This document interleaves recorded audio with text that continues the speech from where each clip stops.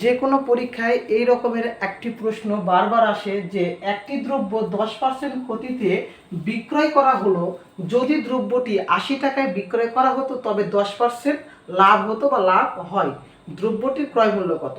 তাহলে প্রশ্নে বলা হয়েছে যে একটি দ্রব্য 10% ক্ষতিতে বিক্রয় করা হলো, তাহলে আমি এই যে দ্রব্যটি আমি শতকরার অঙ্কগুলোতে বললাম কি যে শতকরাতে যদি ক্রয় মূল্য না থাকে আমরা ক্রয় মূল্যকে কত ধরে নিব? আমরা সবসময় ক্রয় মূল্যকে ধরি কত নিব? অবশ্যই ধরি ক্রয় মূল্য 100 টাকা।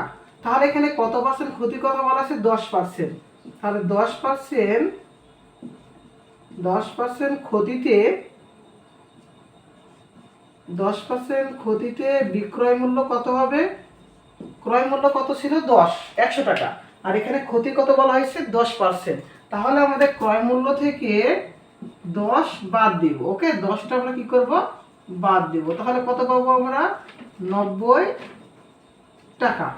তারপর আবার প্রশ্নটা বলা হয়েছে যে যদি দ্রব্যটি 80 টাকায় বেশি দামে বিক্রয় করা হতো তবে 10% লাভ হতো। তাহলে এখানে কত পার্সেন্ট লাভ হতো? 10%। তাহলে আবার লিখবো যে 10%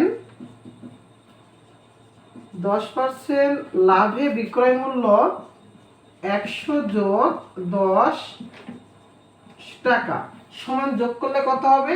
110 টাকা। ওকে, তাহলে আমরা কত পেলাম? 110 টাকা পাইলাম। তাহলে এই যে আমাদের 10% ক্ষতি এবং 10% লাভ, এই দুইটার মধ্যে বিক্রয় মূল্যের মধ্যে একটা পার্থক্য হয়েছে না? তাহলে আমরা লিখবো কি বিক্রয় মূল্য পার্থক্য, বা দুইটি বিক্রয় মূল্যের পার্থক্য, যা লিখবো তাই হবে। তাহলে বিক্রয় মূল্যের পার্থক্য, তাহলে বিক্রয় মূল্যের পার্থক্য কত হবে?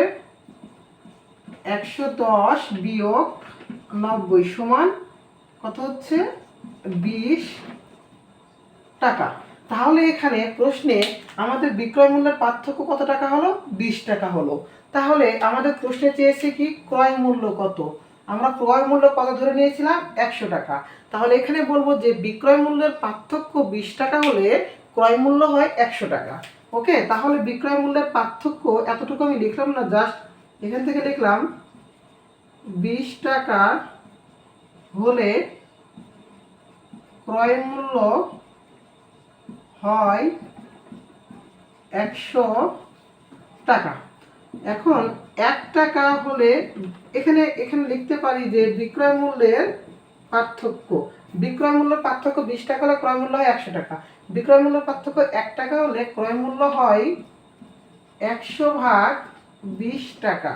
এরপরে অতএব এখানে কত টাকা বেশির কথা বলা হয়েছে? 80 টাকা। তাহলে এখানে কি হবে?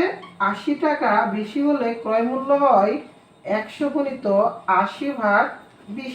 0 0 কাটা, 2 কে 2, 4 2 8। তাহলে কত হবে? 4 দিয়ে 100 কে গুণ করলে কত হয়? 400 টাকা। তাহলে আমাদের প্রশ্নের উত্তর কত হলো? মূলত অ্যান্সার কত হলো? ক্রয় মূল্যটা 400 টাকা। আমরা এই অঙ্কটাকে এইভাবে রিটেনে করব, কিন্তু যদি এই অঙ্কটাকে যদি কখনো এমসিকিউতে দেওয়া হয় অর্থাৎ ট্রিগোনোমেট্রিতে দেওয়া হয় তখন আমরা কি করব? অপশন টেস্টের মাধ্যমে একটা করতে পারি, নতুবা আমরা এটাকে একটা শর্টকাট নিয়ম মনে রাখতে পারি। তো আমরা দুইটা নিয়মই দিব। প্রথমত শর্টকাট নিয়মটা মনে রাখতে হবে যে, তো আমি শর্টকাট নিয়মটা দিই। এখান থেকে শর্টকাট নিয়ম মনে রাখতে হবে সূত্র দিয়ে একটা, ক্রয় মূল্য সমান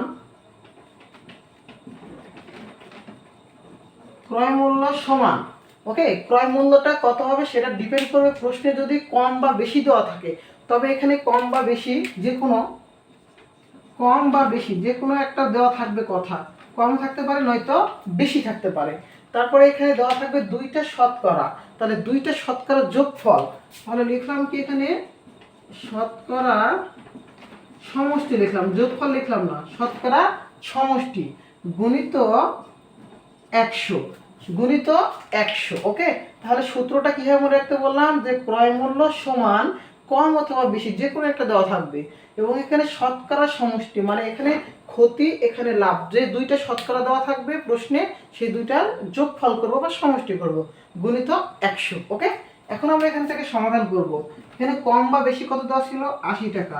80 শতকরা দুইটার সমষ্টি কত ছিল? 10 যোগ 10 গুণিত 100 সমান উপরের লবে আছে কত? 80, 10 যোগ 10 করলে কত হয়? 20 গুণিত 100, এই যে শূন্য কাটা, এই যে শূন্য কাটা। এরপর এখান থেকে আমরা কি করব, 2 কে 2, 5 দুগুণ 10, আর ওখানে আমরা পাইলাম কত 5, আর এখানে পাইলাম 80, অর্থাৎ 5 গুণ 80।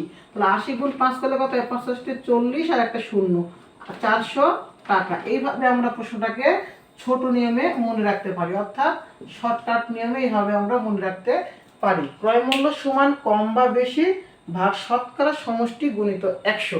এই সূত্র দ্বারা আমরা পুরো অঙ্কটাকে আমরা এমসিকিউতে বা বহু নির্বাচনীতে খুবই কম সময়ে সমাধান করতে পারি। সকলকে ধন্যবাদ। শতকরা এরকম আরো মজার মজার গণিতের বেসিক সহ মনে রাখার ট্রিক্স নিয়ে হাজির হব পরবর্তী ক্লাসে।